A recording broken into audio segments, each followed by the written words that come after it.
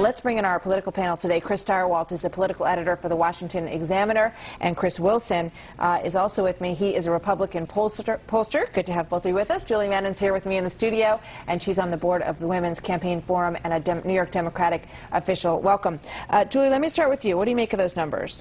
Well, I don't think they're a surprise. I mean, listen, everyone is talking about Sarah Palin. Even my 5-year-old son knows who Sarah Palin is. But I think when the Republicans stop sequestering Sarah Palin and get her out in the media, and she really starts having to answer... She's got a couple interviews that are lined up already. She's only been out there for a few days. Well, we'll see how she does in those interviews. Right. But when she really starts talking about the issues that matter to the American public, the economy, a woman's right to choose, Iraq, let's see where those polls go. All right, Chris Wilson, what about that? Is she being sequestered? Is she being kept away from reporters? And do they need to put her out there more?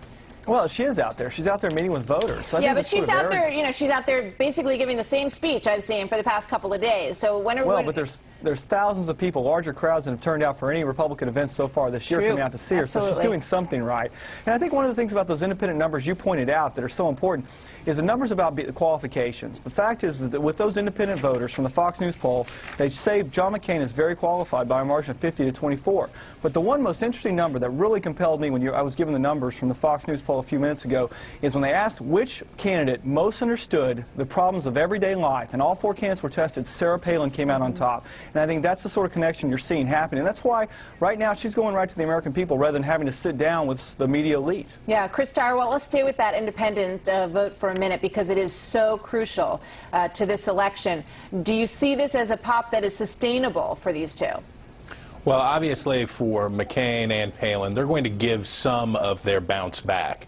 The question is how much. And right now it looks like it's a substantial enough bounce that even if a third of it were to go away, say, that this is still a very competitive race, and McCain has a clear path that could take him to victory. So all bubbles burst. The question is what's left after they're gone. All right, let's take a look at the evangelicals, too, because there was a lot of talk early on in this whole campaign cycle that the evangelicals weren't going to matter that much in this election. They have had a huge swing in opinion, according to this poll. 55% of evangelicals were supporting John McCain back in August. A mere few weeks later, 61%, a very big jump, and as you can see, that number is pretty steady for Barack Obama. Julie, are you concerned at all about that vote? You know, I'm really not. I mean, we knew that the far right was going to go for Sarah Palin. That's obviously why McCain picked her. But I think when you look at women, they are still steadily behind Barack Obama, and they're behind Barack Obama because he really views the woman's right to choose and many issues that matter to the women in America, and he's really on their side. Let's take a look at women.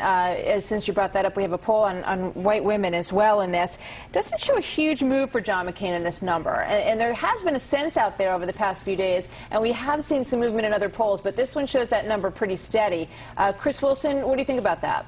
Well, I was surprised by that, and it was one of the first things I looked at, again, when I got the internals from the survey, was to look at what movement occurred with white women. As you say, they have still stayed fairly consistent, and my bet is probably what you saw is a lot of movement towards Obama that wouldn't be illustrated here, and then movement back towards McCain because of the Palin pick, because the other polls are showing a lot of support with white women for Sarah Palin, and I think there's a sort of arrogance that exists that somehow she doesn't represent your average woman, and that's just not the case. And when you look at middle American women, the fact is Sarah Palin is far closer to their positions than Hillary Clinton was, and that's why you're seeing this level of movement in the numbers. Well, Chris, I'd just like to jump in there. I mean, on a woman's right to choose and embryonic stem cell research, I don't think that Sarah Palin really stands for what a lot of Democratic women and independent women believe in. Maybe not Democrat women, no. She's not where the far left is, but when it comes to middle America, your moderate voters, your conservative voters, there's no close. And that independent group, for whom, many of whom, that's not probably the top thing on their list, even if it is important to them, they maybe are